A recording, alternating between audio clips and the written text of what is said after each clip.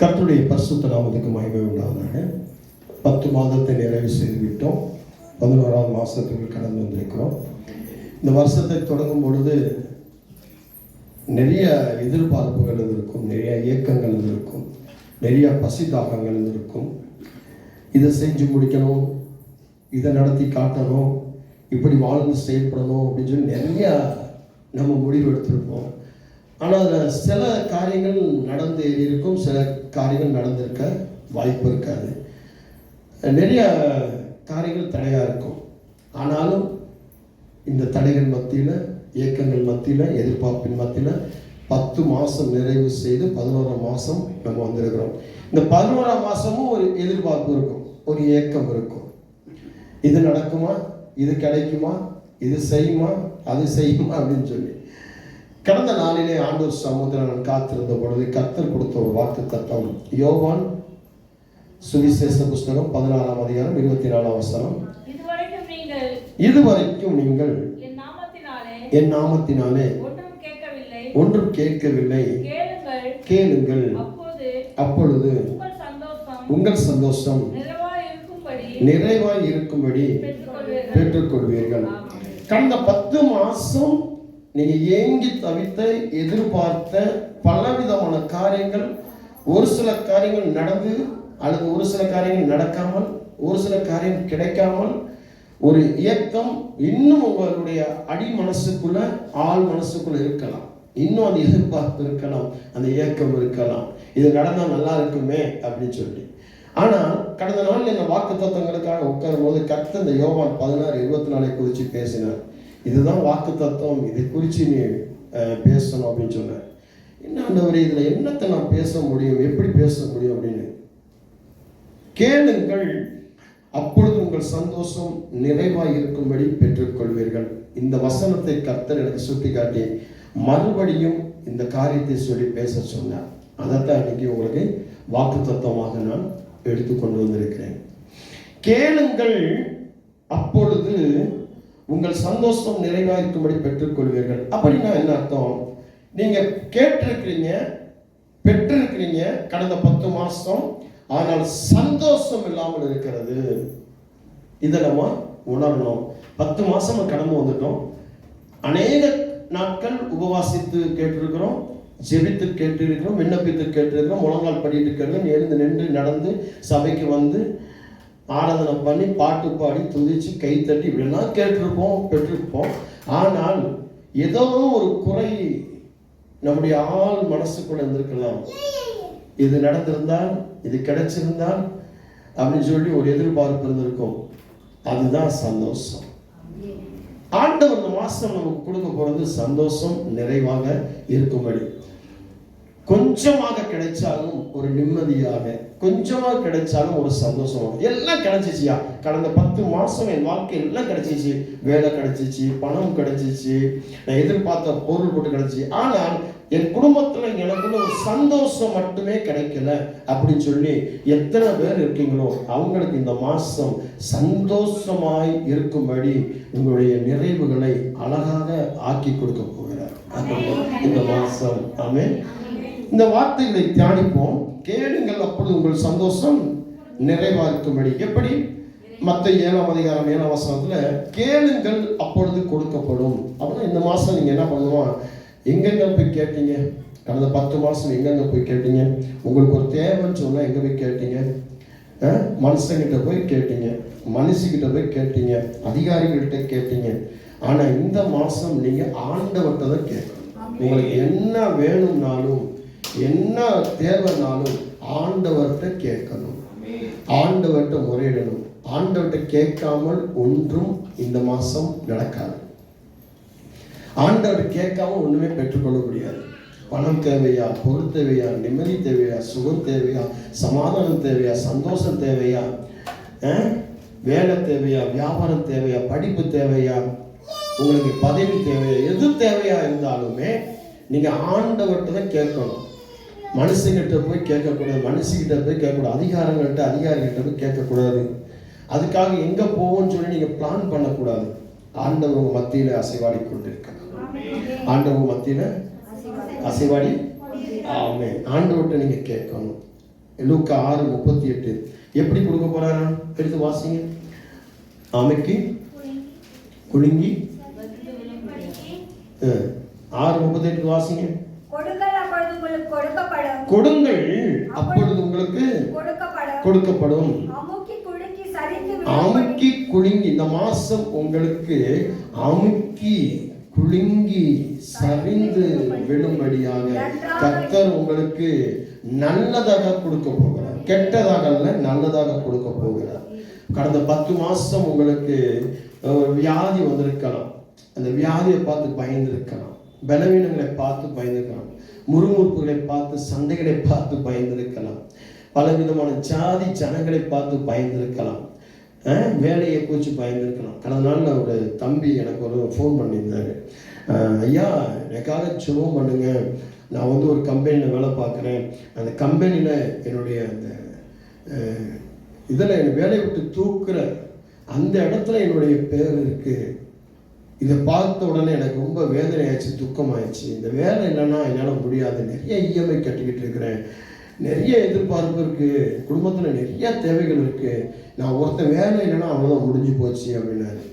நான் அப்போ ஜெபம் பண்ணி அந்த தம்பிக்கிட்ட சொன்னேன், பிரதர் நீங்கள் வந்து மறுபடியும் உங்களுக்கு இந்த வேலை ரீப்ரமோட் ஆகும்போது உங்களுக்கு கர்த்தர் அந்த இடத்துல உங்களுக்கு ப்ரொமோஷன் மட்டுமில்ல, உங்களுக்கு இன்க்ரிமெண்ட் கொடுக்க போகிறாங்க. இல்லை பாஸ்டர் நீங்கள் நான் சொல்கிறத தப்பாக நினச்சிக்கிங்க நினைக்கிறேன், நான் வந்து என்னை வந்து அங்கே டீப் ப்ரொமோஷனை போட்டு வச்சுருக்கிறாங்க, என்னை வந்து வேலையை தூக்குறதில்ல, டிஸ்மிஸ் பண்ணுறதில்ல, என்னுடைய லிஸ்ட்டு வந்திருக்கு அப்படின்னா திருப்பி எனக்கு விவரமாக சொல்கிறேன்.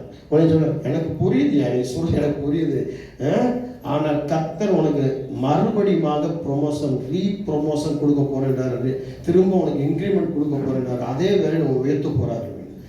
என்னங்க அது, அதில் எப்படிங்க நடக்கும், அதெல்லாம் முடியாதுங்க, இன்னும் 10 நாள் தான், அவ்வளோதான், எனக்கு வந்து நோட்டீஸ் அனுப்பிடுவாங்க அப்படி இப்படின்னு புலம்பிட்டு இருந்தார் அந்த தம்பி. நான் சொன்னேன், இல்லை கட்டாயம் இருக்காது. அப்புறம் ஃபோனை கட் பண்ணிட்டேன், இடையில கட் பண்ணிட்டேன். கரெக்டாக ஒரு 10-11 நாள் கழிச்சு திரும்ப எனக்கு ஃபோன் பண்ணேன், ஐயா என்னை மன்னிச்சிருங்க, நீங்கள் பேசும்பொழுது இந்த பாஸ்ட் நான் ஒன்று சொல்கிறேன், இவரும் ஒன்று சொல்கிறாரு, புரியாமல் பேசுகிறாரு அப்படின்னு சொல்லி உங்களை கொஞ்சம் கோபமாக பேசிட்டேன், கோபமாக எனக்குள்ளே நினச்சிட்டேன், அதனால் ஃபோனை கட் பண்ணிட்டேன். ஆனால் நீங்கள் சொன்னது தான் நடந்திருக்கு, அந்த பேரை எடுத்துட்டாங்க, இப்போ எனக்கு ப்ரொமோஷன் கொடுத்துட்டாங்க, இன்க்ரிமெண்ட் கொடுத்துட்டாங்க. முதல் நான் சி செக்ஷன் வந்து இப்போ டி செக்ஷனுக்கு என்னை மாற்றிட்டாங்க. அடுத்த ப்ரொமோஷன் இப்போ என் கையில் என்னை லீடர் ஆகிட்டாங்க. லீடர் ஆகினது 10ஆவதுன்னு சொல்லி என் கையில் கிட்டத்தட்ட 7-8 பேரை கொடுத்துட்டாங்க. இவங்களை வச்சு இந்த ப்ராஜெக்டை ரெடி பண்ணணும்னு சொல்லிட்டாங்க. ஏதோ ஒரு நாள் நான் செஞ்ச ஒரு ப்ராஜெக்டை என்னுடைய சிஇஓ பார்த்துருக்கிறாரு, என்னுடைய டைரக்டர் பார்த்துருக்கிறாரு, அதை பார்த்துட்டு வேணும் கொடுப்போம், கொடுத்தா அதை செஞ்சு முடிப்பான், வேணும் புரிஞ்சு விட்டாங்க. இதுதான் கர்த்தர் செய்திருக்கார்.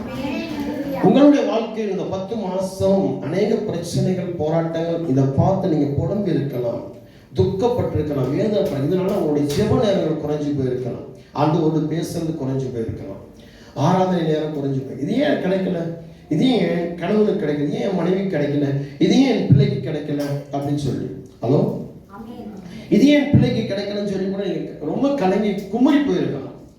ஆனால் இந்த மாசம் அதுக்கு ஆப்போசிட்டா உங்களுக்கு மறுபடியுமாக உங்களுக்கு நிறைவாக்கி கொடுக்க போறார். ஆமென். எனக்கு கேரளாவில் இந்த திருவனந்தபுரத்துலேருந்து ஒரு ஃபோன் வந்துச்சு. திருவனந்தபுரத்துலேருந்து ஒரு ஃபோன், என்ன ஃபோன் அப்படின்னு கேட்டிங்கன்னா, எங்கள் கல்யாணம் முடிஞ்சு 18 வருஷம் ஆச்சு. என்னுடைய பேர் செல்வராஜ். நான் வந்து திருவனந்தபுரத்தில் இருக்கிறேன். என்னுடைய சொந்த ஊர் வந்து பாபநாசம். இங்கே இருக்கிறேன். எனக்கு வந்து 19 வருஷம் ஆச்சு கல்யாணம் முடிஞ்சு, இன்னும் குழந்தை இல்லை. ரொம்ப வேதனையாக இருக்குது, நான் துக்கமாக இருக்கிறோம். உங்களுடைய நம்பரை வந்து ஒரு பிரதர் கொடுத்தாரு, பேசுங்க, அவர் ஜெபம் பண்ணுவார்னு, எங்களுக்காக சொல்லுங்க அப்படின்னா. அப்போ நான் ஆண்டவர்கிட்ட ஜெபம் பண்ணி சொல்லும்போது சொன்னேன், 1 வருஷத்துல உங்களுக்கு குழந்தை கிடைக்கும் அப்படின்னு. போன செப்டம்பர் மாதம் அவங்களுக்கு குழந்தை பிறந்துட்டு, ஆம்பளை பிள்ளை கர்த்தர் கொடுத்துருக்காங்க. அவங்க சொல்லும்போது சொன்னாங்க, ஐயா உங்கள் வீட்டுக்கு வரணும், நாங்கள் உங்கள் வீட்டு அட்ரஸ் கொடுங்க அப்படின்னா. எங்கள் வீட்டுக்கு நீங்கள் வர வேண்டாம், நீ திருவனந்தபுரத்தில் என் வீட்டுக்கு வந்துட்டு போகிறோம், ஒரு நாளாக ஒன்றும் வர வேண்டாம், நீ பக்கத்தில் இருக்கிற ஒரு சபைக்கு போ, ஜெபம் பண்ணு, ஞானஸ்தானம் எடு, கர்த்தர் வரைக்கும் ஆயத்தமாங்க. ஆமென். ஸ்தோத்திரம். கர்த்தர் பெரிய காரியங்களை செய்வார். ஏன் இதை உங்களுக்கு சொல்றேன்னா, இந்த சாட்சியை உங்களுக்கு சொல்றேன் அப்படின்னா, கிடைக்காது, நடக்காது, முடிஞ்சு போச்சு, அவ்வளவுதான் அப்படின்னு சொல்லி இந்த 10 மாசம் நடந்த ஒவ்வொரு விஷயத்துல நீங்க மனம் குமுறி துக்கப்பட்டு வேதனைப்பட்டு கலங்கி இடிஞ்சு போய் உங்களை அவிஞ்சு போய் அவ்வளோதான் என் வாழ்க்கை, இனிமேல் நம்ம வீட்டில் ஒன்றுமே நடக்காது கிடைக்காது அப்படின்னு சொல்லி நீங்கள் இருந்திருந்தீங்கன்னா, முடிவுக்கு வந்திருந்தீங்கன்னா, கர்த்தர் சொல்றார், இந்த முடிவில் ஒரு ஆரம்பத்தை உண்டாக்குவேன். எப்படி? கேளுங்கள், அப்பொழுது உங்கள் சந்தோஷம் நிறைவாக இருக்கும்படி பெற்றுக்கொள்வீர்கள். அப்போ அங்க ஆண்டவர் சொல்றாரு, என்னுடைய நாமத்தினால் நீங்க கேட்கலையே, அதான் விஷயமே. கேட்கறீங்க, கேட்காம இல்ல, ஜெபம் பண்ணி கேட்கறீங்க, உபவாசம் பண்ணி கேட்கறீங்க, சபைக்கு வந்து கேட்கறீங்க, வீட்டில் கேட்கறீங்க, முழங்கால் போட்டு கேட்கறீங்க, பைபிள் படிச்சு கேட்கறீங்க, அழுது கண்ணீர் விட்டு புலம்பியெல்லாம் கேட்கறீங்க. ஆனா இயேசுவின் நாமத்தினால் நீங்க கேட்க மாட்டீங்க, இயேசுகிட்ட நீங்க கேட்க மாட்டேங்க. அதான் விஷயமே. ஜெபம்ன்ற பேர்ல உங்களுக்கு நீங்களே பேசிக்கிறீங்க, ஜெபம்ன்ற பேர்ல புலம்புறீங்க, ஜெபம்ன்ற பேர்ல நீங்க என்ன பண்றீங்க, உங்களுடைய பலவீனங்களை அடக்கி கொள்றீங்க.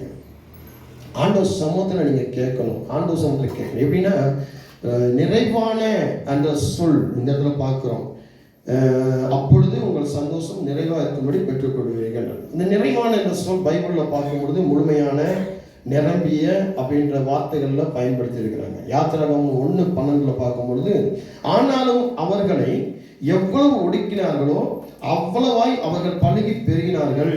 ஆமென். இந்த மாசம் கர்த்தர் கடந்த 10 மாசம் எவ்வளவு ஒடுக்கி போனீங்களோ, எவ்வளவு ஒடுக்கப்பட்டீங்களோ, சத்துருவான சாத்தான் உங்களுக்கு எவ்வளவு துக்கங்களை, வேதனைகளை, அழுகைகளை கொண்டு வந்து நெருக்கினானோ, எவ்வளவு ஒடுக்கினானோ, எவ்வளவு கட்டி வச்சிருந்தானோ, அதுக்கு ஆப்போசிட்டாக இந்த மாசம் உங்களை கட்டுகள் அவிழ்க்கப்பட்டு பழுகி பெருகி பூமியை நிரப்பும்படியாக கர்த்தர் உங்களை மாற்றப் போகிறார். யாக்கோபு 1:4, ஒன்றிலும் நீங்கள் ஒன்றிலும் குறைவாக இராமல் பூரணராயும் நிறைவுள்ளவர்களாகி இருக்கும்படி அப்படின்னு சொல்லி, இந்த மாசம் உங்களை ஒன்றிலும் குறைவில்லாதபடிக்கு, உங்க வேலையா இருக்கட்டும், உங்களுடைய வியாபாரமா இருக்கட்டும், பிள்ளைங்களுடைய படிப்பா இருக்கட்டும், உங்களுடைய குடும்பத்தில் சமாதானமா இருக்கட்டும், சந்தோஷமா ஆவிக்குரிய வாழ்க்கையா இருக்கட்டும், உங்க சபையா இருக்கட்டும், இதுல எல்லாம் என்னென்ன குறைகள் இருக்கோ அத்தனை குறைவுகளையும் கர்த்தர் மாற்றி உங்களுக்கு பூரணராக நிறைவுள்ளவர்களாக இந்த ஃபுல்ஃபில்னஸ் கர்த்தர் உங்களுக்கு இந்த மாசம் கர்த்தர் கட்டளையிட்டு இருக்கிறார். ஆமென். தேவனுடைய வாக்குத்தத்தத்தை நீங்க என்ன பண்ணணும்? பற்றிக்கொள்ளணும், பிடிச்சிக்கொள்ளணும். வாக்குத்தத்தத்தை விட்டுறக்கூடாது. சும்மா அப்படியே வாக்குத்தத்தத்தை பைபிளை படிச்சுட்டு ஒரு அண்டர்லைன் போட்டுட்டு அவ்வளோ ஹைலைட் மார்க்கரை வச்சு ஹைலைட் பண்ணிட்டு அப்படியே ஒரு பேப்பரில் எழுதி ஒரு நோட்டில் எழுதி வச்சுட்டு அப்படியே மூடி வச்சுட்டு தூக்கி போட்டு போயிடக்கூடாது. இந்த வாக்குத்தத்தத்தை தினமும் என்ன பண்ணணும்? தியானிக்கணும். இந்த வாக்குத்தத்தம் எப்படி சொல்லுது? ஆபிரகாம் என்ன பண்ணா, அவனுடைய 75 வயசுல கொடுக்கப்பட்ட வாக்குத்தத்தம் 100 வயசு நிறைவேச்சு. 25 வருஷம் அவனை வாக்குத்தத்தத்தை வச்சு எனக்குள்ள செயல்படும், எனக்குள்ள செயல்படும், எனக்குள்ள செயல்படும் சொன்னது ஆண்டவர் அவரும் நிறைவேற்றுவார், நிறைவேற்ற வல்லவராக இருக்கிறார் அப்படின்னு சொல்லி அவன் என்ன பண்ண, நீதியாக அந்த விசுவாசத்தை நீதியாக பிடிச்சுக்கிட்டான். நீங்களும் வாக்குத்தத்தத்தை என்ன பண்ணணும்? இந்த காதலை வாங்கி இந்த காதலை விட்டுட்டு, என்னமோ கொடுத்தாங்க, இத்தனை மாசம் கொடுத்ததே நிறைவேறல, இப்ப நிறைய வரப்போதா அப்படி இல்லை, எல்லாருக்கும் நிறைவேறி கொண்டு தான் இருக்கு. நிறைவேறலன்னு சொன்னா நீங்க வாக்குத்தத்தத்தை நம்பல, விசுவாசிகளை பற்றி கொள்ளல. அந்த வாக்குத்தத்தத்தை நீங்க என்ன பண்ணி புறம்பா தூக்கி போட்டுட்டீங்க. ஆமென். வாக்குத்தத்தத்தை நம்பணும். சகோதரி சாட்சி சொல்லும்போது சொன்னாங்க, ஒவ்வொரு வாக்குத்தத்தத்தையும் பிடிச்சு நான் ஜெபித்தேன், அந்த வாக்குத்தத்தத்தின்படி நான் இதெல்லாம் பெற்றுக்கொண்டேன். அதான் வாக்குத்தத்தம், அதான் நிறைவேறுது. வாக்குத்தத்தை பற்றிக்கணும். வாக்குத்தத்தை வாங்கி என்ன பண்ணக்கூடாது? மறந்துடக்கூடாது. இன்னைக்கு நிறைய பேர் வாக்குத்தத்தை கொடுத்தோம்னா மறந்துடுவாங்க. இந்த வருஷத்துடைய வாக்குத்தத்தம் என்னங்க? மறந்துடுவாங்க. உங்களுக்கு தனிப்பட்ட வாக்குத்தத்தம் என்னங்க? மறந்துடுவாங்க. வாக்குத்தத்தங்களை ஞாபகப்படுத்தணும். வாக்குத்தத்தங்களை சொல்லி அது அதிகாரத்துணையோட ஜெபிக்கணும். ஆமென். உபாகம் 7:8-9 கர்த்தர் உங்களில் அன்பு கூர்ந்ததினாலும் உங்கள் பிதாக்களுக்கு இட்ட ஆணையை காக்க வேண்டும் என்பதினாலும் கர்த்தர் பலத்த கையினால் உங்களை புறப்பட பண்ணி அடிமைத்தன வீடாகிய எகிப்தினின்றும் அதன் ராஜாவான பார்வோன் கையினின்றும் உங்களை மீட்டுக் கொண்டார். இந்த 10 மாசம் உங்களுடைய அடிமைப்படுத்தின வியாதியிலிருந்து, அடிமைப்படுத்தின பிரச்சனை போராட்டங்களிலிருந்து, அடிமைப்படுத்தின கவலையிலிருந்து, எல்லாம் நெகட்டிவ் தாட்ஸ்ல இருந்து கர்த்தர் உங்களுக்கு இந்த மாசம் விடுதலை கொடுத்து உங்களை நிறைவாக ஆக்கப் போகிறார். எப்படி? தேவனாகிய கர்த்தரை தேவன் என்றும் தம்மில் அன்பு கூர்ந்து தமது கற்பனையை கைக்கொள்ளுகிறவர்களுக்கு அவர் 1000 தலைமுறை மட்டும் உடன்படிக்கையையும் தயவையும் காக்கிற உண்மையுள்ள தேவன் என்றும். ஆமென். அவர் உண்மையுள்ள தேவன். அவருடைய கற்பனைகளை முதல் காக்கணும். வாக்குத்தத்தங்கள் வாக்குத்தத்தங்கள் நீங்க என்ன பண்ணணும்? பிடிச்சுக்கணும். வாக்குத்தத்தத்தை சொல்லி ஆண்டவர்கள் இப்படி சொல்லியிருக்கீங்க, இப்படி சொல்லியிருக்கீங்க, இப்படி சொல்லியிருக்கீங்க, இந்த கொடுத்தாலே கொடுங்கன்னு சொல்லி கேட்கணும். ஆமென். இந்த மாசம் நீங்க கம்பல்சரி கேட்கணும். எனக்காக ஐசக் பாஸ்டர் ஜெபம் பண்றாரு, எனக்காக ஜக்சன் பாஸ்டர் ஜெபம் பண்றாரு, எனக்காக ஜான் ஜெபா ஜெபம் பண்றாரு, எனக்காக பால் தினகரன் ஜெபம் பண்றாரு, எனக்காக மோசஸ் ஜெபம் பண்றாரு, எனக்காக மோகன் சிலாசன் ஜெபம் பண்றாரு அப்படின்னா எனக்காக நான் தான் ஜெபம் பண்றேன். ஆமே. இந்த மாசம் உங்களுக்காக நீங்க ஜெபம் பண்ணணும். உங்க கணவனுக்காக நீங்க ஜெபம், உங்க மனைவிக்காக நீங்க ஜெபம், உங்க பிள்ளைக்காக நீங்க ஜெபம், உங்க பேர பிள்ளைகளுக்காக நீங்க ஜெபம், உங்க மருமக்களுக்காக நீங்க ஜெபம், உங்க வீட்டுக்காக, உங்க சபைக்காக, உங்க ஊழியத்துக்காக, உங்க ஊழியக்காக, உங்க தேசம், உங்க பட்டணத்துக்காக நீங்க ஜெபம் பண்ணணும். கடந்த 10 மாசம் உங்களை ஜெபம் பண்ண விடாம உங்களை கட்டி வச்சிருந்த கட்டுகள் இருந்து கர்த்தர் இந்த மாசம் விடுதலை கொடுத்திருக்கிறார். எந்த பிரச்சனை உங்களுக்குள்ள ஆவிசுவாசமாக, புலம்பலாக, போராட்டம் எல்லாத்தையும் உடைச்சிருக்கிறார். இந்த மாசம் கேளுங்கள், ஒரு சந்தோஷம் நிறைவேறக்கூடிய. என்ன சந்தோஷம் நிறைவேறணும்? நல்லது கிடைச்சாலும் சந்தோஷம் இருக்கும். அப்படின்னா நல்லது கிடைச்சாலும் சந்தோஷம் இருக்கும். அதுதான் கர்த்தர் நல்லதா கொடுக்க போறது மாசம். கடந்த 10 மாசம் நீங்க கேட்டதுக்கு ஆப்போசிட்டா நெகட்டிவா கிடைச்சிருக்கலாம். ஆனா இந்த மாசம் உங்களுக்கு பாசிட்டிவாக. எப்படி? சங்கீதம் 112:2-3 அவன் சந்ததி பூமியில் பலத்திற்கும், செம்மையானவர்கள் வம்சம் ஆசீர்வதிக்கப்படும், ஆஸ்தியும் ஐஸ்வர்யம் உன் வீட்டில் இருக்கும், அவருடைய நீதி என்றென்றைக்கும் நிற்கும். உங்க பிள்ளைகள் பலத்திருக்க போறாங்க, உங்க பிள்ளைகள் செம்மையானவர்கள் வம்சமாக நிற்க போறாங்க, ஆசீர்வதிக்க போறாங்க, உங்க குடும்பம் ஆசீர்வதிக்க போகுது, உங்களுக்கு ஆஸ்தி கிடைக்க போகுது, ஐஸ்வர்யம் கிடைக்க போகுது, உங்க வீடு நிறைஞ்சு இருக்க போகுது. ஆமே. உங்க வீட்டுல பொருள் பொட்டுகள் எல்லாமே, பணம் எல்லாமே நிறைஞ்சு இருக்க போகுது. ஆமே. என்ன பண்ண போறீங்க? நிறைச்சி வைக்க போறீங்க. ஆமே. மீதம் எடுக்க வைக்க முடியல. எத்தனை பேர் ஐயா நான் ஒரு பொருள் வாங்க முடியல, மீதம் வைக்கணும்னு நினைக்கிறேன், வைக்க முடியல. மீதம் ஒரு 100 ரூபா இருந்தால் அதுக்கு ஒரு மாத்திரை செலவு வந்துடுது, ஒரு 200 ரூபா வந்து ஆஸ்பத்திரி செலவு வந்துடுது அப்படின்னு சொல்லி புலம்பிட்டு இருக்கலாம். ஆனால் இந்த மாசம் உங்களுக்கு ஆஸ்தியமாக, ஐஸ்வர்யமாக, இது வந்து ஐஸ்வர்யத்தின் செய்தி கிடையாது, உங்களை மறுபடியும் ரெனிவல் பண்ற அல்லது ரெஃப்ரெஷ் பண்ற ஒரு செய்தி. ஆமென். சரிங்களா? உடனே பாஸ்டர் வந்து மறுபடியும் ஆரம்பிச்சிட்டார், செழிப்பான மற்ற ஊழியக்காரங்க ஆரம்பிச்சிட்டாரு அப்படின்னா இது செழிப்பான ஆராதனை மெசேஜ் கிடையாது, வாக்குத்தத்தம் கிடையாது. சொல்றது இல்லையா? ஆனா கர்த்தர் உங்களுக்காக வச்சிருக்கிற அந்த உரிமை சொத்து, அதைத்தான் நீங்க பெற்றுக்கொள்ள முடியும். உங்களுக்கான உரிமை சொத்துங்க. வீடும் ஆஸ்தியும் ஜீவனும், கர்த்தர் கொடுத்த ஆஸ்தி, ஐஸ்வர்யம், இதெல்லாம் கர்த்தர் கொடுத்த அடையாளம். தேவ பிள்ளைகளுக்கு நீதிமன்றம் கொடுத்த அடையாளம், கட்டளை, இதெல்லாம் உரிமை சொத்து. அதுதான் இந்த மாசம் உங்களுக்கு நடக்க போகுது. கர்த்தர் பெரிய காரியங்களை செய்வார். நம்பர் 1, 128 சங்கீதத்தில் வாசிக்கும் போது 1ஆம் வசனத்தில் கர்த்தருக்கு பயந்து அவர் வழியில் நடக்கிறவனோ அவன் பாக்கியவன். இது வந்து என்னன்னு கேட்டீங்கன்னா ஆசீர்வாதத்தினுடைய அஸ்திபாரம். கர்த்தருக்கு பயப்படுது. இந்த மாசம் நீங்க என்ன பண்ணணுமா? கர்த்தருக்கு பயப்படணும். கர்த்தருக்கு பயப்படாமல் ஆராதனைக்கு வந்து பயமில்லாமல் ஜெபம் பண்ணி, பயமில்லாமல் உபவாசம் போட்டு, பயமில்லாமல் ஜெபம் பண்ணி, அசால்ட்டாக ஒரு ஆவிக்குரிய வாழ்க்கையில் இருக்கலாம், அசால்ட்டா பேசி இருக்கலாம். என்ன பார்ப்போம், அப்புறம் பார்ப்போம், ஆண்டவருடைய காரியங்களை குறித்து பார்க்கும்போது அப்புறம் பார்ப்போம், அப்புறம் செய்வோம். நிறைய வேலை இருக்கு, வேலையை முடிச்சுட்டு பைபிள் படிக்கிறேன், வேலையை முடிச்சுட்டு ஜெபம் பண்றேன், இன்னைக்கு என்ன சர்ச்சுக்கு போகணும், என்ன அடுத்த வாரம் சேர்த்து போய்க்கிறது அப்படின்னு சொல்லி அசால்ட்டா இருந்துக்கலாம். கர்த்தருக்கு பயப்படணும்.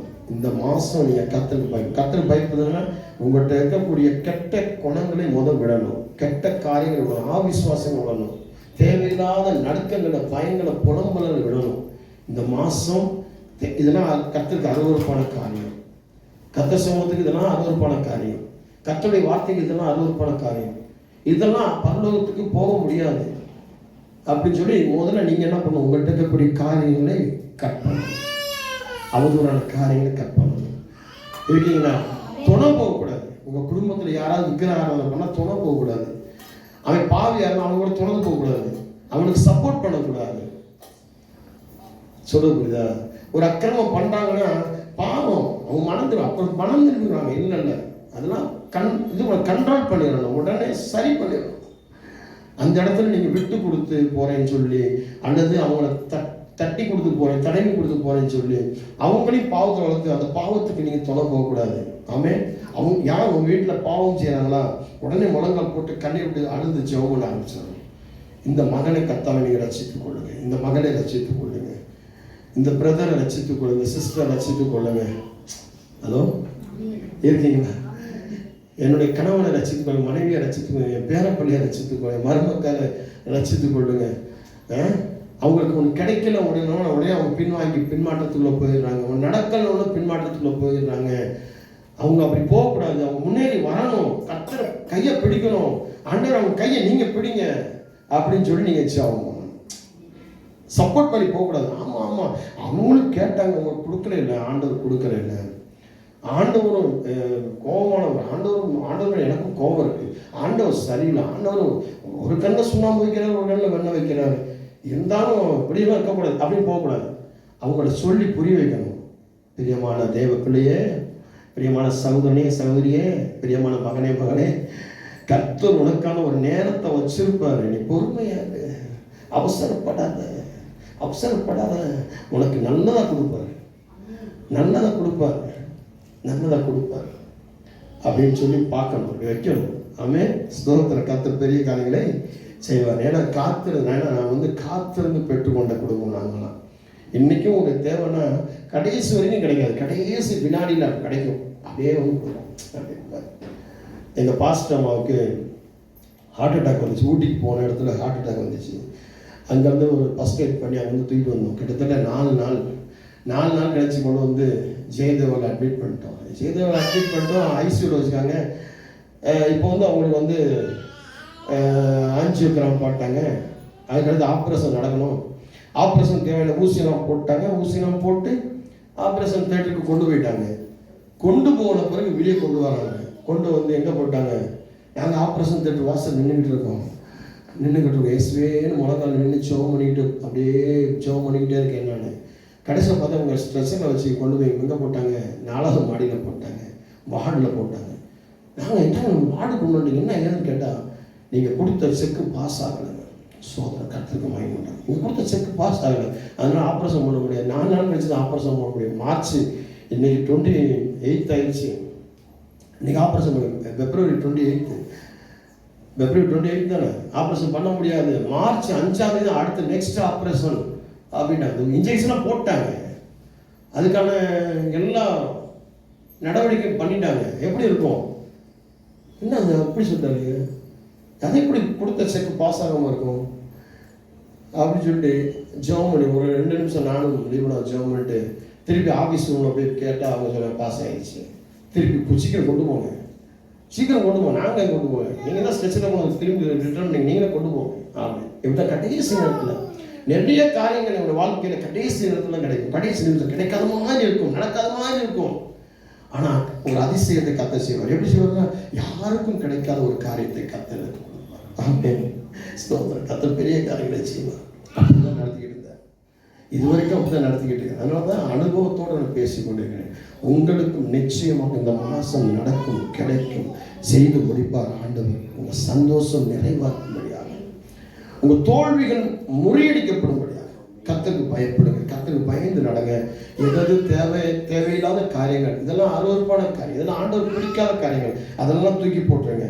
அதுதான் உங்களுக்கு ஆசீர்வாதத்தினுடைய அஸ்திவாரமாக காணப்படும். 2வது, உன் கைகளின் பிரயாசத்தை நீ சாப்பிடுவாய், உனக்கு பாக்கியமும் நன்மை உண்டாயிருக்கும். இது உழைப்பில் ஆசீர்வாதம். ஆமென். நீங்க உழைக்கிற உழைப்புல ஆசீர்வாதம். கர்த்தருக்கு உங்களுடைய பிரயாசத்தினுடைய பலனை சாப்பிடும்படியாக உங்களுக்கு பாக்கியத்தையும் நன்மையும் உண்டாக்கும்படி இந்த மாசம் செய்ய போகிறேன். என் வேலையில பிரச்சனை, என் வேலையில முறுமுறுப்பு, என் வேலையில தடை, என் வேலையில கசப்பு, வேலை செய்ய நிறைய தடையா இருக்கு, என் குடும்பத்துல வேலைக்கு போக தடையா இருக்கு, என் வேலைக்கு போனா கூட நிறைய சோர்வு வருது, சோம்பல் வருது, என்னால வேலை செய்ய கான்சன்ட்ரேஷன் பண்ணி நான் வேலை செய்ய முடியல, அவங்க கொடுத்த அந்த ப்ராஜெக்ட் என்னால செய்ய முடியல, நிறைய பிரச்சனை இருக்கு, இந்த வேலையை விட்டுட்டு போயிடலாமா?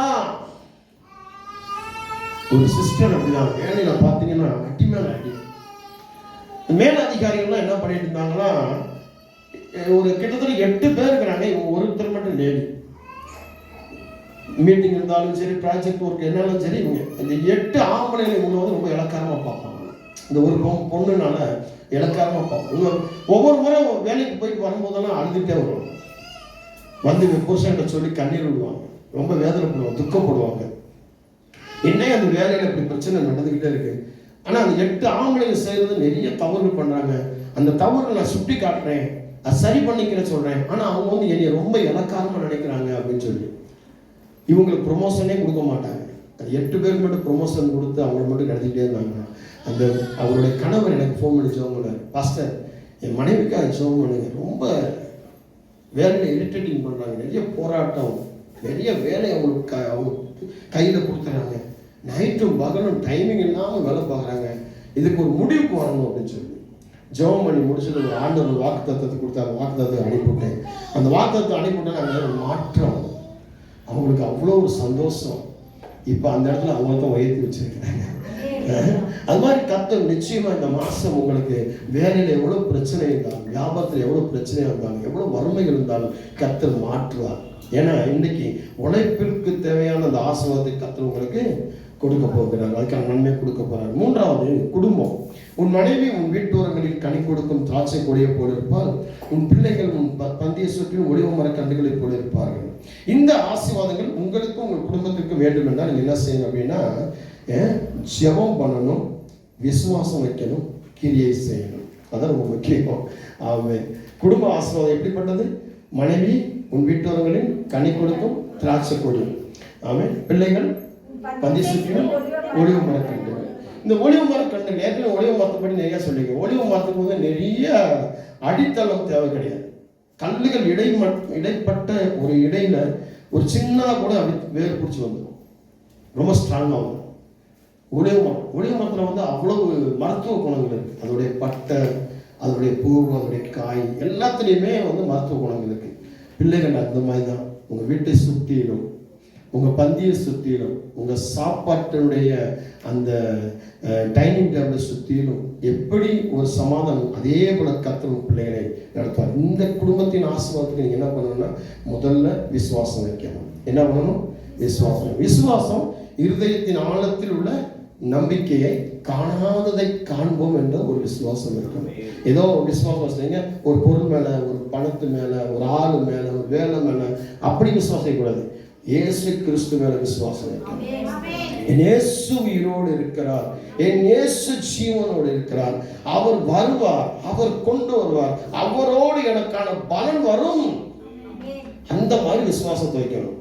நான் என்ன பண்ணுவேன், ஏது பண்ணுவேன், புலம்பக்கூடாது, முறுமுறுக்க கூடாது, கஷ்டப்படக்கூடாது, கண்ணீர் வடிக்கக்கூடாது, நிஷ்டூரம் பண்ணக்கூடாது. ஆமென்.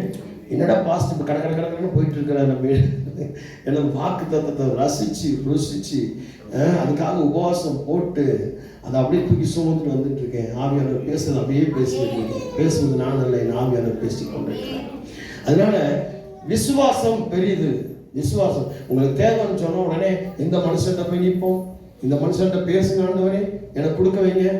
இல்லை இல்லை இல்லை, நீங்க கொடுக்கணும் ஆண்டவரே.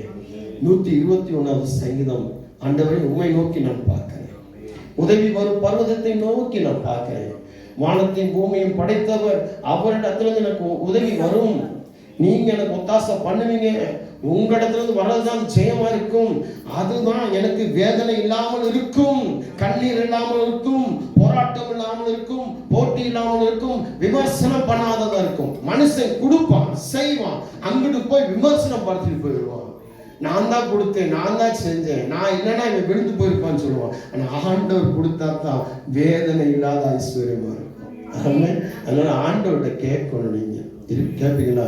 விசுவாசத்தை ஆண்டவர்களை வச்சவங்க இந்த மாதம் உங்களுக்கு என்னென்ன தேவை ஒரு பெரிய லிஸ்ட்டு போட்டு ஆண்டவர்கிட்ட கொடுத்து, நீ நல்லவர், நீ வல்லவர், நீ ஜீவனோடு இருக்கிற, இது உங்களால் மட்டும்தான் முடியும். நீங்கள் தான் நீங்கள் செஞ்சு முடிக்கணும். என் அப்பாவால் முடியாது, என் அம்மாவால் முடியாது, என் புருஷனால முடியாது, என் மனைவியால் முடியாது, என் பிள்ளையால் முடியாது, என் பேர பிள்ளையால் முடியாது, ஆனால் உம்மால முடியும். என் ஓனரால முடியாது, உம்மால முடியும். என் அதிகாரிகளால் முடியாது, உம்முடைய வார்த்தையினால நீ செய்து முடிச்சால் ஆகும். எப்படி ஒரு வார்த்தை சொல்லும் பொழுது வேலைக்காரன் சொஸ்தமானானோ, நீ ஒரு வார்த்தை சொல்லும்போது அது குறைவான அப்பம், குறைவான அந்த மீன் அதிகமானதோ அதே வழிக்கு ஆகும். நீ வார்த்தை சொல்லும் பொழுது அந்த வார்த்தையை கேட்டு எப்படி வலைய பேதுரு போட்டாலும் அந்த வலை கிளிய கொடுத்திரும். 2 போட்டு நிறைய மீன்களை கொடுத்திரும். அதனால நான் கேட்க வார்த்தையினால செயல்பட விசுவாசத்தை கொண்டு அங்க வைக்கணும். ஆமென். விசுவாசத்தை அங்க வைக்கணும், அவர் மேல வைக்கணும். உங்க பலத்தின் மேல வைக்கக்கூடாது. நீங்க உங்க பலத்தின் வச்சா நீங்க பலவீனம் ஆயிருவீங்க. இன்னைக்கு நான் செஞ்சு முடிச்சுடுவீங்க, நீங்க அன்னைக்கு படுக்கை ஆகிடுவீங்க, எந்திரிக்க முடியாம எந்திரிக்க முடியாம ஆயிடும். நாளைக்கு இந்த வேலை செஞ்சுருவேன் அப்படின்னு சொல்லி படுங்க, நாளைக்கு நீங்க என்ன பண்ண முடியாது, சோம்பேறித்தனம் வந்து செய்ய முடியாது. ஆண்டவர் சொல்லுங்க, நீ செஞ்சு முடிங்க, ஆண்டவர் செஞ்சு முடிச்சு தானா செஞ்சு முடிச்சது. ஆமென். ஆண்டவர் நமக்கு அதான் விசுவாசம். 2வது ஜெபம். இந்த விசுவாசத்தை கர்த்தரிடம் வெளிப்படுத்தக்கூடிய ஒரு வழிதான் ஜெபம். சொல்லுதா இல்லையா? நம்முடைய விசுவாசத்தை கர்த்தரிடத்துல வெளிப்படுத்தக்கூடியதுதான் ஜெபம். அப்ப ஜெபம் பண்ணணும். எப்படி ஜெபம் பண்ணணும்? பேராசைப்பட்டு ஜெபம் பண்ணக்கூடாது.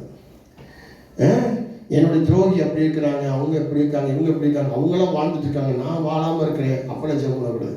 நான் வாழணும், எனக்கு கல்யாணம் ஆகணும், எனக்கு பிள்ளைகள் பெறணும், எனக்கு வீடு வாங்கணும், எனக்கு கார் வாங்கணும், எனக்கு பைக்கு வாங்கணும், ஹலோ எனக்கு சமாதானம் வேணும் இப்படின்னு சொல்லி ஆண்டவர்கிட்ட ஜெபம் பண்ணணும். ஆண்டவர்கிட்ட பேசணும், இதயத்தின் ஆழத்திலிருந்து பேசணும். ஆண்டவர்கிட்ட எப்படி பேசணும்? இதயத்தின் ஆழத்தில் உண்மையா பேசணும், உத்தமமா பேசணும், ஒழுக்கமா பேசணும். பைக் ஓடிக்கிட்டே பேசலாம், பாத்திரம் தேய்ச்சிக்கிட்டே பேசலாம், துணி துவச்சிக்கிட்டே பேசலாம்.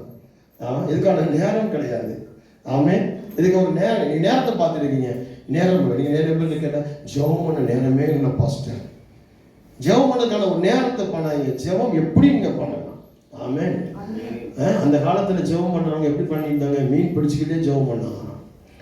புல்லுக்கட்டு அரிகளை அரைச்சிக்கிட்டே, புல்லுக்கட்டை அரைச்சிக்கிட்டே என்ன பண்ண, கட்டுகளை கட்டிக்கிட்டே ஜெபம் ஆண்டவர்கள் பேசிக்கிட்டு இருந்தாங்க. ஆமென். ரூத்து நகோமியெல்லாம் எப்படி பேசியிருந்தாங்க? அவங்க வேலைகளை செஞ்சுக்கிட்டே அங்கே செஞ்சிருந்த அந்த கருதுகளை எல்லாம் என்ன பண்ணிட்டாங்க, பிறக்கிக்கிட்டே ஆண்டவரோடு பேசிக்கிட்டு இருந்தாங்க. ஆமென். கர்த்தர் அவங்களுக்கு ஒரு போவாசை கொடுத்தார். ஆமென். அதே போல கர்த்தர் இந்த காரியங்களை செய்வார். ஜெபம் பண்ண ஆரம்பிங்க. ஜெபம் உங்களுக்கு ரொம்ப முக்கியம். ஜெப கூட்டம் எங்கெங்கெல்லாம் நடக்குது அங்கெல்லாம் போகணும். இல்லை உங்கள் வீட்டில் உட்காந்து ஜெபம் பண்ணுங்க, உங்கள் சபையில் வந்து ஜெபம் பண்ணுங்க, உங்கள் போதகரோட உட்காந்து ஜெபம் பண்ணுங்க, உங்கள் விசுவாசத்தோட உட்காந்து ஜெபம் பண்ணுங்க. ஆமென். ஒருத்தர் சொல்லி இதுக்காக ஜெபம் பண்ணுங்கன்னு சொல்லி ஜெபங்களை பகிர்ந்து கொள்ளுங்க. இதுக்காக ஜெபம் பண்ணுங்க. எங்க வீட்டில் தேவைகள் மத்தியில் ஜெபம் பண்ணுங்க. எங்க வீட்டில் இப்படிப்பட்ட காரியம் இருக்கு, ஜெபம் பண்ணுங்க அப்படின்னு சொல்லி ஜெபம் பண்ண சொல்லுங்க. ஒருத்தர் ஜெபம் பண்ணுங்க, ஒருத்தர் பாரப்படுங்க. ஆமென். ஜெபம் முக்கியம். 3வது கிரியை. விசுவாசம் ஜெபம் ரெண்டையும் வெளிப்படுத்தக்கூடிய ஒரு செயல் தான், அதுக்குரிய வடிவம் தான் இந்த கிரியை. கிரியை பண்ணணும். கிரியை என்றது என்ன? 2 யாக்கோபு 2:17 வாசிங்க. அது வாசித்துக்கலாம். யாக்கோபு 2:17.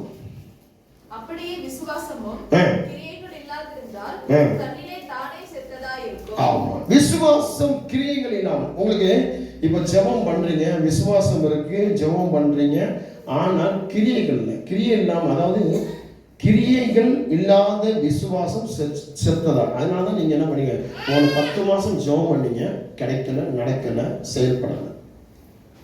விசுவாசம் வச்சீங்க, அந்த விசுவாசம் சரியானதாக முடியல, விசுவாசம் முடிஞ்சது. இதுக்கு காரணம் என்ன? இது ஒரு சந்தேகம் இருக்கலாம். நான் விசுவாசிக்கலையா, நான் ஜெபம் பண்ணலையா, நான் பாட்டு பாடலையா, நான் ஆராதனை பண்ணலையா, நான் பைபிள் படிக்கலையா, நான் சபைக்கு போகலையா, நான் சாட்சி சொல்லலையா, நான் காணிக்கை கொடுக்கலையா, இப்படி நிறைய கணக்கு கொடுக்கலாம்.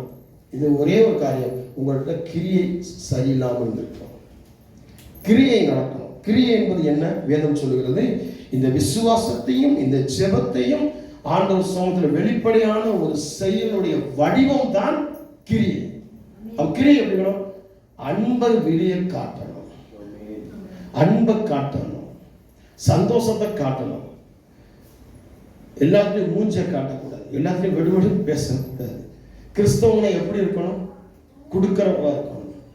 நான் போய் நானும் பாஸ்டமாவும் ஒரு சிக்னலில் வந்து நிற்கிறோம், ராமூர்த்தி சிக்னலில் வந்து நிற்கிறோம். அந்த பக்கம் பார்த்தீங்கன்னா ஒரு 4-5 பேர் சுற்றின்னு வந்துட்டாங்க, உதவிக்கு வந்துட்டாங்க, உதவி கேட்குறவங்க வந்துட்டாங்க. என்கிட்ட ஒரே ஒரு தாள் இருக்கு, ஒரே ஒரு தாள் இருக்கு. இந்த தாள் என்ன சொல்லி எப்பவுமே சில்லறை நிறைய வச்சிருப்பேன், நிறைய சில்லறை தாள்லாம் வச்சிருப்பேன். அன்னைக்கு பார்த்தா ஒரே ஒரு பெரிய தாள் இருக்கு. இந்த பெரிய தாள் வச்சுதான் நான் என்ன பண்ணணும், அங்கே போய் நான் வந்து ராமூர்த்தி நகர்னா ஒரு பொருளை வாங்கணும்.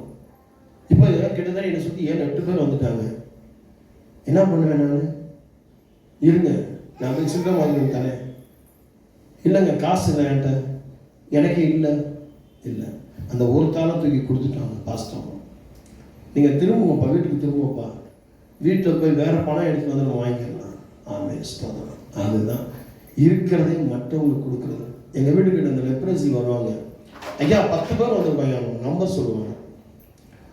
எங்கள் வீட்டு பக்கத்தில் உள்ளவங்க சொன்னாங்க, என்ன அவங்க வந்து எப்போ பார்த்தாலும் இத்தனை பேர் வந்துருக்கோம், இத்தனை பேர் வந்துருக்கோம் அப்படின்றாங்க. இல்லை, இத்தனை பேருக்கு அவங்க உதவி கேட்குறாங்க. ஏதாவது ஒரு 5 ரூபா 10 ரூபா கொடுக்க வேண்டியதானா? அத்தனை பேர் நம்ம செய்ய முடியுமா? அந்த கன்னடக்காரன் என்ன வந்து கேட்குறாரு, அந்த போலீஸ்காரன் வந்து என்ன கேட்குறேன், என்ன வரும்போதெல்லாம் இத்தனை பேர் நீங்கள் அத்தனை பேருக்கு இவ்வளோ அமௌண்ட்டை கொடுக்குறீங்க அப்படின்னு. அப்போதான் அவங்க சொன்னேன், இல்லை நம்ம கொடுக்கணும், நம்ம ஆண்டோடைய பிள்ளைங்க, நாங்கள் ஆண்டோடைய பிள்ளைங்க. அவங்க எப்படிப்பட்டவங்க அப்படின்னு சொன்னால், அவங்க மணி அடிக்கிறவங்க.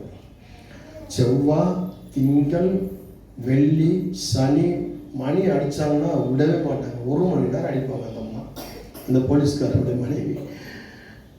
நான் உட்காந்து என்னது ரொம்ப டிஸ்டர்பாக இருக்குது ஜெபம் பண்ணுறதுக்கு. ஆண்டவர் சொன்னேன், ஆண்டவரே இவங்க ரொம்ப மணி அடிக்கிறாங்க, இதை மாறணுமே அப்படின்னு. இப்போ மணி அடிக்கிறதே இல்லை, 3 மாதம் மணி அடிக்கிறதே இல்லை. சரி, 3 மாதம் மணி அடிக்கிறதே இல்லை அப்படின்னு பார்த்தா இருக்காங்க, பேசுகிறாங்க, ஏன்டையும் பேசுகிறாங்க. இந்த குட்டி பையனை பேசுகிறாங்க, தாத்தான்னு வந்து தம்பி பேசுவான், குட்டி தம்பி பேசுவான். நான் அவனுக்கு கூப்பிட்டு பேசுவேன், அவனுக்கு கொஞ்சம் விளையாடுவேன், எல்லாம் பண்ணுவேன், எல்லாம் நடந்துகிட்டு இருக்கு. நேற்றுக்கு வந்து சொன்னாங்க, நாங்கள் வீடு காலி பண்ணுறோம், எங்களால் இவ்வளோ வாடகை பிடிக்க முடியல, இதோட குறைவான வாடகைக்கு போயிட்டுருக்கோம் அப்படின்னு. ஆமே, அதான் விஷயம். எது விஷயம்? கிரியை. நம்ம எப்படி கிரியை செய்யறோமோ அதில் கர்த்தர் நம்ம உயர்த்திக்கிட்டே போவார். நம்ம கிரியை இல்லைன்னா நம்ம அறுப்புண்டு போயிட்டே இருப்போம், விழுந்து போயிட்டே இருப்போம், மடிஞ்சு போயிட்டே இருப்போம். நிறைய பேருக்கு தெரிய மாட்டேங்குது. கிரியை செய்யணும். ஆமே, கிரியை என்பதுன்னா அன்பு கொடுக்கணும், சிரித்த முகத்தோட பேசணும், மன்னிச்சு பேசணும், மனம் இறங்கி பேசணும், பொறாமப்படக்கூடாது, போட்டி போடக்கூடாது, முறுமுறுக்கக்கூடாது. இவங்களை பற்றி அங்கே 4 சொல்கிறது, அவங்கள பற்றி அங்கே 8 சொல்கிறது, அங்கே அவங்கள பற்றி 16 சொல்கிறது. ஒரு சின்ன விஷயத்தை ஊதி பெருசாக்கி அந்த இடத்துல ஒரு பெரிய பிளவு உண்டாக்குறது, இப்படிலாம் இருக்கக்கூடாது. இதெல்லாம் கிரியை கிடையாது. ஆமே, கிரியை என்பது ஒருத்தருக்கு ஒருத்தர் விட்டு கொடுத்து, ஒருத்தருக்கு ஒருத்தர் அன்பு செலுத்தி, இருக்கிறத ஒருத்தருக்கு பகிர்ந்து கொடுத்து. ஆண்டவர் ஒரு மாதிரி சொன்னார், நீ யாருக்கு சாப்பாடு கொடுத்தையோ அது எனக்கு கொடுத்தவோ, யாருக்கு ஒரு துணி கொடுத்தியோ அது எனக்கு கொடுத்த மாதிரி, யாருக்குடைய தேவையை நீ சந்திக்க அது எனக்கே செஞ்ச மாதிரி அப்படின்றார். அதனால கிரியை ரொம்ப முக்கியம். இந்த மாதம் உங்களுக்கு இந்த ஆசீர்வாதம் வேணும் அப்படின்னு சொன்னால், இந்த வாக்குத்தத்தை நிறைவேறும் சொன்னால், உங்களுக்கு முதல்ல வந்து விசுவாசம், 2வது ஜெபம், 3வது கிரியை, இது 3 இருக்கணும். அப்போ கேளுங்கள், அப்பொழுது உங்களுக்கு சந்தோஷம் நிறைவேறும்படி கற்றுக் கொடுப்பார். கேட்குறவங்களா இருங்க. இனிமேல் ஆண்டவர்கிட்ட கேட்கறது இந்த மாதம் என்ன பண்ணுங்க, தொடங்க ஆரம்பிங்க. ஆமே, கர்த்தர் நிச்சயமாக கொடுத்து ஒன்று அனுப்புவார். குறை இல்லாமல் உங்கள் வேலை ஆசிரியக்கப்படும், உங்கள் வியாபாரம் ஆசிரியக்கப்படும், உங்கள் பிள்ளைகள் ஆசிரியக்கப்படும், உங்கள் மனைவி ஆசிரியப்படுவாங்க, உங்கள் கணவன் ஆசிரியப்படுவாங்க, பெற்றோர்கள் ஆசிரியப்படுவாங்க, உங்கள் உடன் பிறந்தவங்க ஆசிரியப்படுவாங்க, பக்கத்து வீட்டுக்காரங்க ஆசிரியப்படுவாங்க, தேசம் பட்டணம் ஆசிரியப்படும், உங்கள் சபை ஆசிரியப்படும், உங்கள் ஊழியங்கள் ஆசிரியப்படும். நீங்கள் ஆசிரியப்பட்டவர்களாக இந்த பூமியில் செழித்திருப்பீங்க. அழுகி பெரிய பூமியில் இருப்பீங்க. கர்த்தர் உங்களை ஆசிரியப்பாராங்க. ஆமென். ஜெபிப்போம். அன்பின் ஆண்டவரே, இந்த நாளில் நாங்கள் பார்த்த இந்த வாக்குத்தத்த வசனம் ஒவ்வொருவருக்குள்ள நிறைவேறட்டும். இந்த வாக்குத்தத்தம் எங்கெல்லாம் கடந்து போகுதோ அங்கெல்லாம் இந்த வாக்குத்தத்தம் செயல்படட்டும். அதுக்கு தடையாக இருக்கிற எல்லா தடைகள், அவிசுவாசம், பயம், கலக்கம், கோபம், எரிச்சல், கீழே இல்லாத காரியங்கள் எல்லாம் விட்டு ஒளிஞ்சு போய் ஒவ்வொருவரும் ஜெபிக்கிறவர்களாக, விசுவாசிக்கிறவர்கள், கிரியை செய்கிறவர்களாக மாறட்டும். அவங்க குடும்பம் ஆசைப்படும், அவங்க பிள்ளைகள் ஆசிரியக்கப்படும், அவங்க கணவன் ஆசிரியக்கப்படும், மனைவி ஆசிரியக்கப்படும், வேலைகள் ஆசிரியப்படும், வியாபாரம் ஆசிரியக்கப்படும், சபை ஊழியர்கள் ஆசிரியக்கப்படும், தேச பட்டணம் ஆசிரியக்கப்படும். செழிப்புள்ளதாக மாற்றிக் கொடுங்க. இயேசுவின் நாமத்தினால் பிதாவே. கர்த்தர் தாமே உங்களை ஆசீர்வதிப்பார். God bless you.